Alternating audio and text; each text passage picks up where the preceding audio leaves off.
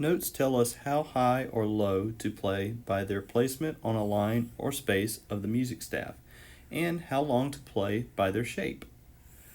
A rest tells us to count silent beats. A quarter note, which looks like this, will last for one beat.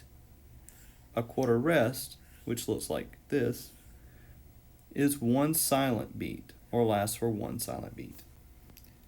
If we have 4 beats back to back, or 4 quarter notes, we should hear 4 beats. Let me demonstrate. Here's the beat. Here's the 4 quarter notes. Ta, ta, ta, ta. If we mix and match the notes with a quarter note and a quarter rest, it'll sound like this. Ta, ta,